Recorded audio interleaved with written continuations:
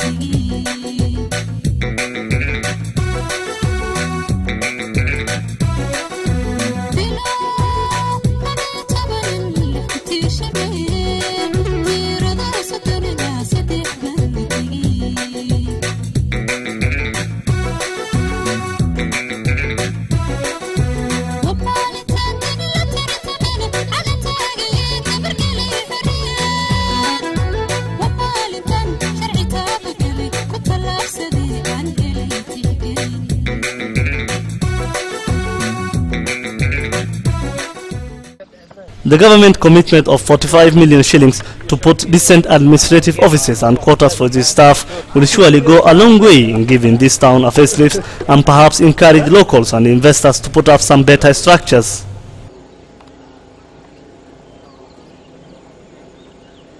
Happiness drawn on the faces of the residents is something very exciting.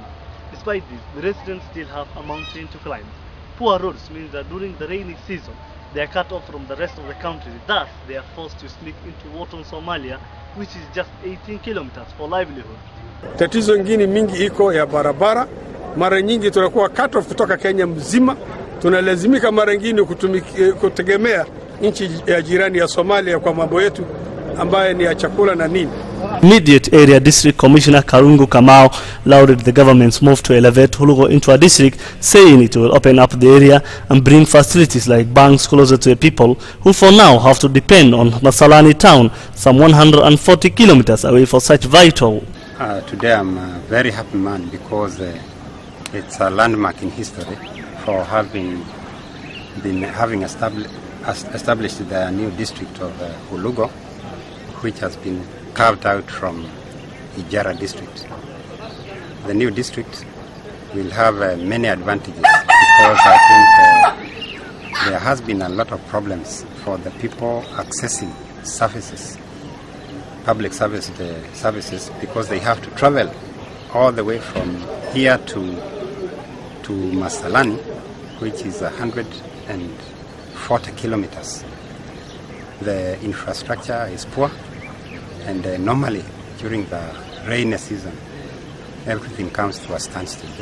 Kamau also said that by being a border district, security will now be boosted, a fact echoed by his allies, who said the government had deployed some more security personnel in the area to strengthen security at the Pora Sinai border point, some 17 kilometers from Hulugho town. The district, unlike most of northeastern province, enjoys a relatively cooler climate, better rains and rich black cotton soils that can support agriculture, albeit via irrigation.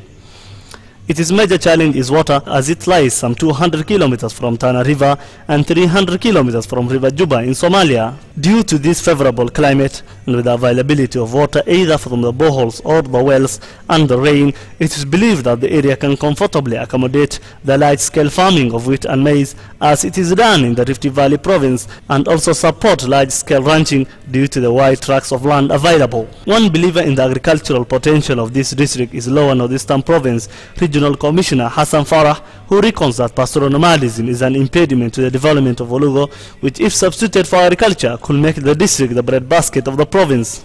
The district will open up the area that has a lot of potential. The climatic conditions of Hulugho is like the coast province. It has better rains, and even farming can be practiced here. We are happy with the CDF and with the government. Roads have been opened up, schools have opened up, and with the new district that will bring government services closer to the people, we do believe it's going to accelerate the rate of development of this district so that it can be able to catch up with the rest of the country. The district also has a high tourism potential, as it is the only place in the world where the Hirola antelope can be found. Nominated MP Sophia Mohammed proposes that with an advent of an improvement in the road network, the area should be added to the northern tourism circuit so as to attract tourists to William to see the famous but rare Hirola antelope. District here and Ijara is the only place you'll find Hirola, and Hirola is here the whole world. You go anywhere in the world, you will not see Hirola anywhere else. So it's a high opportunity for opening up to a tourist. So I feel this particular district have a huge opportunity of growth. The district is also home to the famed Boni Forest, covering an area of 224,000 hectares and extending into Somalia and along the Indian Ocean. Its main product is bamba coffee, which is a rare hardwood timber product from the tree species in the forest that can fetch in excess of shilling 200,000 per truck. It is used to build top-end furniture and do high-quality finishing in housing. The government has only recently embarked on a drive to expedite the growth and development of this area, on realizing its strategic importance and its significance to the threat posed by the Al-Shabaab militias fighting the traditional federal government in Somalia. When launching the new district, Permanent Secretary in the Ministry of State for Provincial Administration and Internal Security, Mr. Francis Kimemia, said the government had prioritized the tarmacking of the Garissa Hulugho Road because it was vital for the security of this country.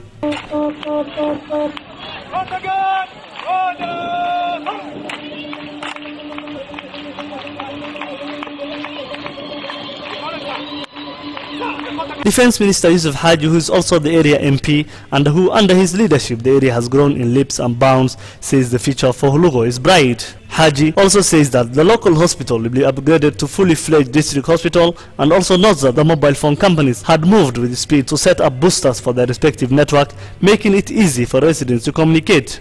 Network ya Safaricom pia iko hapa ambayo zamani hakuna. Kwa hivyo hii hospitali tunajaribu kupanua, siku karibu tutajonga theater ambayo kina mama ambao sasa wanazaa katika manyumba ya kuzalia wakiwa na shida yote wanaweza kufanyiwa operation.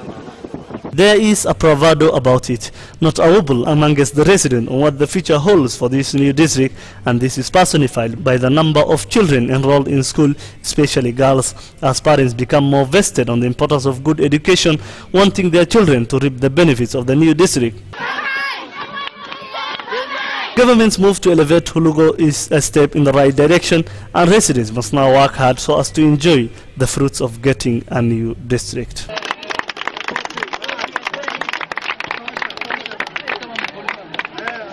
Pande hii. Andani pande hii. Pande hii. Let's go to the other side. Pigani kitu. Ni sawa sio? Kidogo. Sheikh Hamid. Yes. Thank you very much. Happy days.